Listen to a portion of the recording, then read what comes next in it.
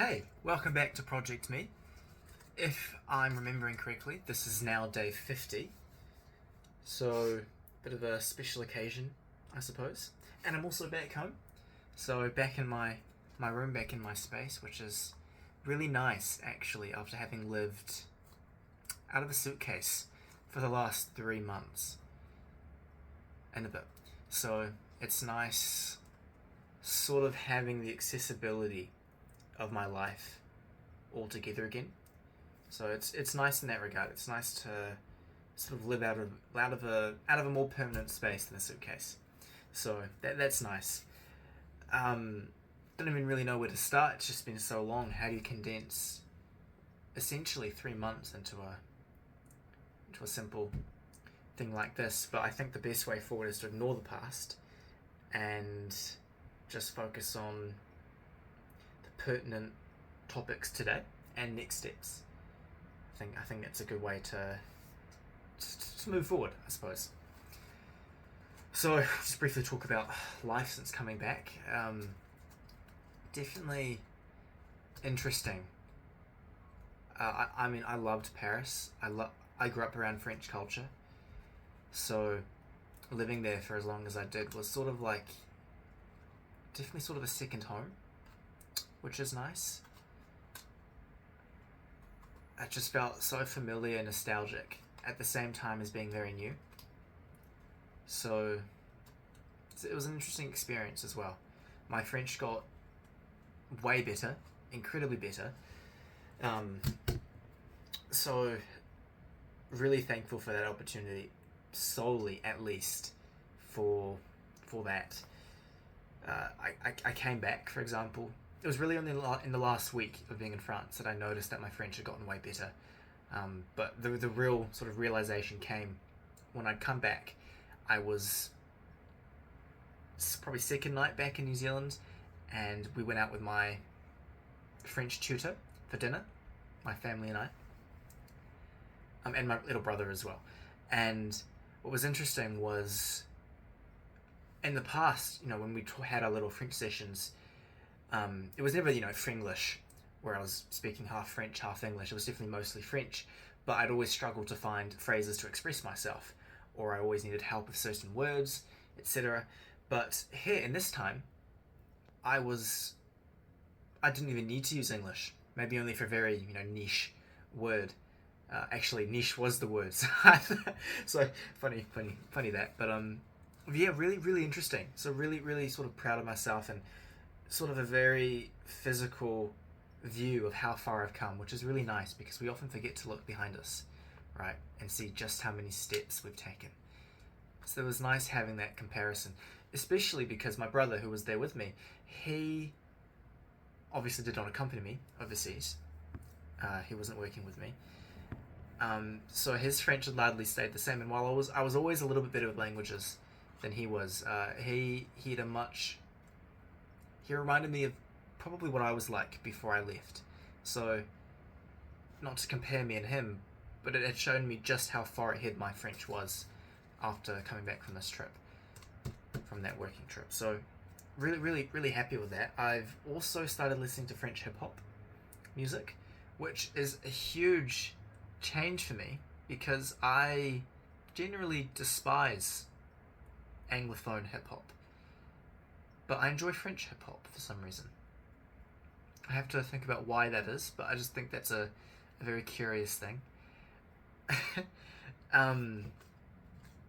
So I'm trying to get back into my life here. One of the things I missed a lot when I was overseas was the stars. I missed the stars. And can I see them tonight? No, I can't. I can't see them tonight here. But I have seen them. And it's one of those things where you don't realize you'll miss it, but it's just a small bit of your past, a small bit of you that you look for but you can't find, so you miss it. And I guess the stars are my thing. I've always loved the stars, looking up at them at night. So it's nice being back and being able to see them again after so long under the Parisian clouds. But besides that, Gym. Going back to the gym every day. I did core and legs for the first time 2 days ago, and so I've woken up the last 2 days in not so much in pain, but certainly mornings were very difficult to get out of bed, as you might expect.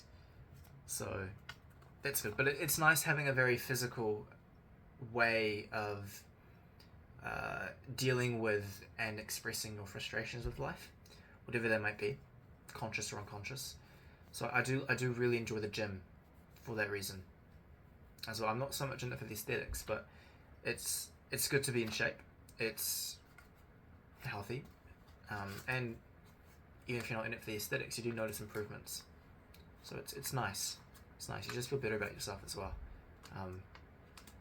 So it's nice. I'm enjoying it. I'm just worried about how I'm gonna fit it into the schedule once school restarts, which I'm absolutely dreading, by the way. If I do flatter myself at any one point in time, it will be to say this, that I'm quite good at academia and research and writing essays and all that, but I despise it. My time is so wasted, I feel like, doing all this. Especially now that having come back from this trip where I was working and having a taste of life with a job, it's hard coming back to university and not thinking, well, I know I can do this. Why am I still stuck training to do it? So, frustrating in that regard, particularly because I still have another 3 years. Law by itself is 5 years, but because I'm doing a second degree on top of that, it takes more time. So, it's frustrating knowing I still have to sit through all this for another very long period of time, which I'm not too excited about. But it's okay. It's life. C'est la vie, as the French say. And one step at a time. But it does raise one particular concern, which we'll come to in a minute. Actually, one other thing, I did bring postcards back for the people I like here. So I've written little messages in them and slowly distributing them. It's just nice, a way to show appreciation for the people that matter, to me at least. And there's some sort of politics involved. If I give postcards to 2 people and they live with a third person, I'm sort of inclined to give that third person a postcard too. So, for good or ill, makes me feel a little bit disingenuous writing them a message and elevating them to the same level as the people I did want to give postcards to. But that's okay. It's not a major inconvenience, just a bit of money and time. That's okay. I've just got a little list of things I wanted to talk about. Anything else I wanted to do? Oh yeah, I'm just worried about overburdening myself this year. I've chosen to take on a lot this year. I've got quite a few projects. I've got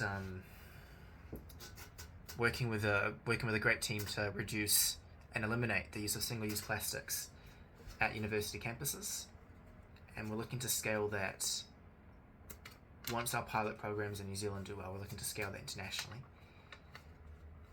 A few other things, can't mention, too personal projects in terms of like clubs and stuff, but good fun nonetheless, I hope. Probably a lot more stress than what they're worth, but it'll be a good experience in the long run.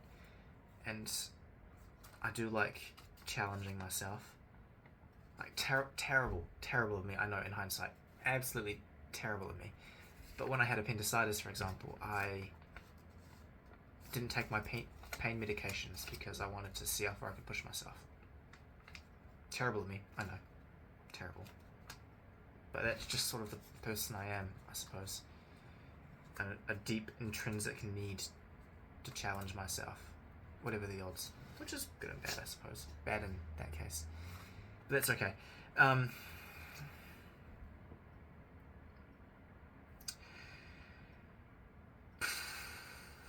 there's this has been really bothering me, actually. A friend came over 2 days ago. We watched the second Lord of the Rings movie. That's the good part. That's good. But we're chatting afterwards, and she might be my favorite person in the world, and so it hurt me to be this cynically honest with her. She asked me what I'm excited about this year, and I'm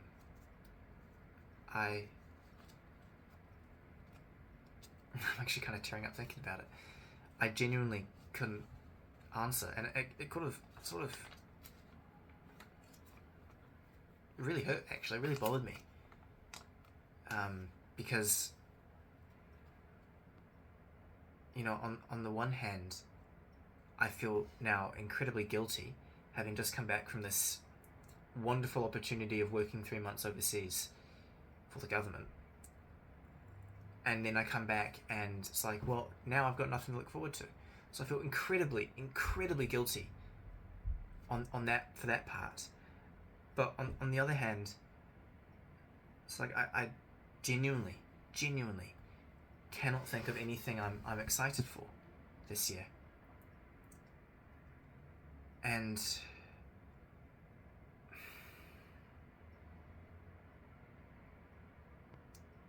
it really bothers me.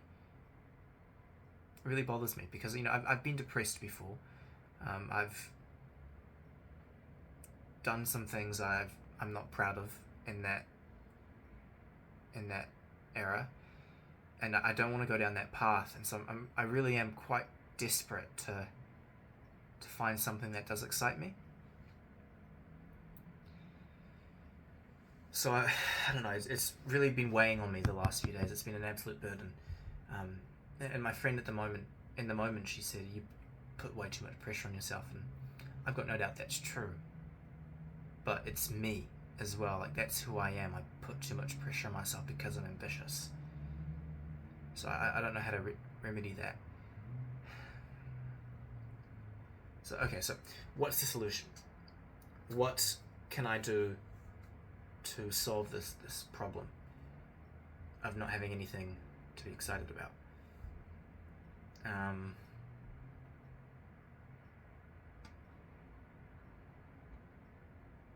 Okay. Everyone has some sort of calling, right? Some people it's maybe social relationships. For others, it's their work. So maybe I just have to find things that matter to me, things I can get excited about, events that might happen. So that would look like going out of my way to meet new people and trying new things and keeping my eye out for events that interest me. Yes. Okay,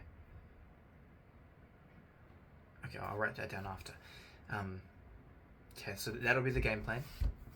I'll make specific goals for this and I'll share them in the next video maybe.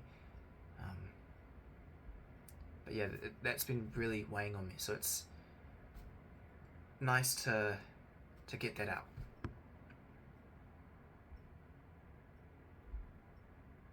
One thing I am excited about is making more of these videos again, getting back into the habit. It's really quite refreshing. No, not refreshing, that's the wrong word. It's liberating, being able to speak very freely in these videos. Just sort of think aloud and at the same time work on my pace of speech, my speaking habits, and all that. So I am looking forward to this aspect, getting back into it and trying to think intelligently about my emotions. So on that note, we're going to end it there. We'll see what I can come up with in terms of solutions for that. But I hope you've all had some wonderful holidays and a very happy new year. I hope your new year's gone down a very happy road so far. I do love it when some of you comment, and I love reading it. I love seeing what you all have to say. So if you feel inclined, I'd love to read comments about what you're up to, how your year's been so far, and all that. It'd make my day. So listen, all the best to you all. Wishing you a fantastic day, night, evening, morning, second breakfast, afternoon tea, whatever it might be. Yeah, all the best, guys. Take care. Cheers.